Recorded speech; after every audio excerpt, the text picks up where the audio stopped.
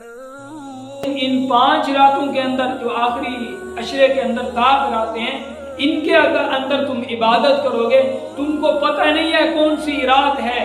لیکن پتہ نہ ہونے کے باوجود اللہ رب العزت تو جانتے ہیں، آپ ہر تاک رات کو شب قدر کی رات سمجھ کے عبادت کرو گے تو تم کو پتہ نہیں رات ہوگی یا نہیں ہوگی، لیکن اللہ رب العزت تم کو ثواب شب قدر دے گا۔ اس لیے اللہ رب العزت نے اس نے کیا فرمایا کہ اس کو مخفی رکھا، لیکن مخفی رکھنے کی وجہ جو ضرورت پیش آئی وہ میں آپ کو بیان کر چکا ہوں، لیکن نبی علیہ السلام نے ارشاد فرمایا کہ اللہ رب العزت نے شب قدر کی تعین بیان کر دی تھی، فرمایا تھا کہ آخری عشرے کے اندر فلاں رات جو آئے گی وہ شب قدر کی رات ہوگی، شب قدر کی رات ہوگی۔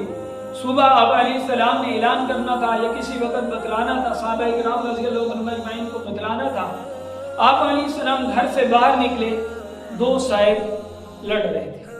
جھگڑا کر رہے تھے، اور جب جھگڑا کر رہے تھے نبی علیہ السلام نے دیکھا تو آپ علیہ السلام اس جھگڑے کے اندر معمولات کے اندر لگے، تو اللہ رب العزت نے یہ جو رات کی تعین تھی اللہ رب العزت نے آپ علیہ السلام کے ذہن سے نکال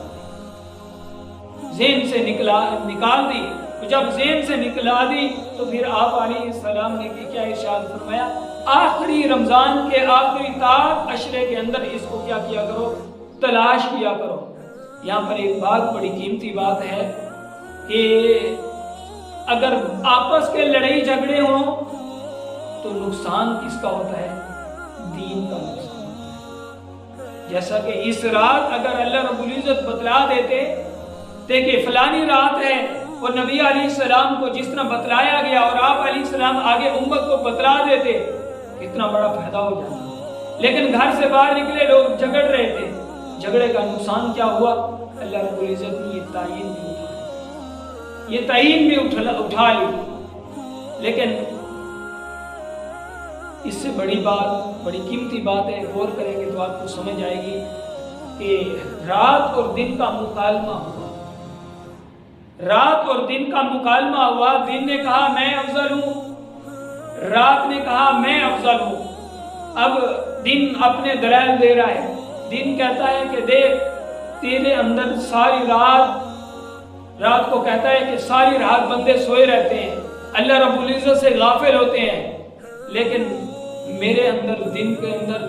3 نمازیں پڑھی جاتی ہیں۔ فجر کی نماز بھی صبح طلوع ہوتا ہے، صبح صادق طلوع ہوتا ہے، صبح طلوع ہو رہا ہے اس وقت ہے، ظہر ہے دن کے عین وقت ہے، اور عصر ہے۔ یعنی کہ کہنے لگا کہ میں بڑا شرف والا ہوں کہ میرے اندر 3 نمازیں، 3 وقت اللہ رب العزت کا نام لے کر آپ کو نماز کی طرف پکارا جاتا ہے۔ اب رات خاموش ہو گئی، رات خاموش ہو گئی۔ پھر دن کہنے لگا کہ دیکھ ساری رات اندھیرا چھایا ہوتا ہے، لوگ کام کاج نہیں کر پاتے، لیکن جب میں سورج طلوع ہوتا ہوں تو لوگ گھروں سے نکلتے ہیں اپنی روزی کے لیے، میں بڑا شرف والا ہوں، بڑا شرف والا ہوں۔ تو پھر آگے رات کی باری آئی، رات نے دلائل دیے، رات نے کہا کہ میرے اندر تہجد کی نماز پڑھی جاتی ہے، تہجد کی نماز پڑھی جاتی ہے، اور اس تہجد کی نماز کی ایک گھڑی، اس وقت کی ایک گھڑی ہے، اللہ رب العزت کہتے ہیں آسمان دنیا سے آ جاتے ہیں اور کہتے ہیں کہ زمین دنیا پر فرشتوں کو کہہ دیتے ہیں ہاں بتلاؤ کوئی چیز مانگنے والا ہے، کوئی بیماری سے شفا یاب ہونے والا ہو، کوئی گاڑی مانگنے والا ہو، بنگلہ مانگنے والا ہو، آج کے دور کی بات ہے، کوئی چیز مانگنے والا ہو آج مجھ سے مانگ لے۔ تو اب رات نے جب بات یہ کہی تو پھر آگے دن نے پھر آگے سے کہہ دیا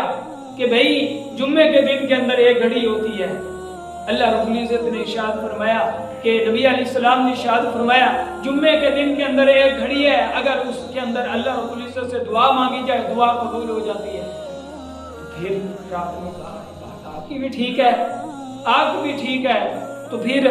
اس طرح مکالمہ چل رہا ہے۔ پھر رات نے کہا کہ دیکھو رات کے جو اللہ رب العزت کے عاشق ہوتے ہیں، نبی علیہ السلام کے عاشق ہوتے ہیں، وہ رات کو سوتے نہیں ہیں، وہ اپنا دل اللہ رب العزت کے ساتھ جوڑ رہتے ہیں، دن کے اندر وہ کام کرتے رہتے ہیں، رات کو اللہ رب العزت کی عبادت کرتے رہتے ہیں۔ تو پھر رات نے جب یہ بات کہی،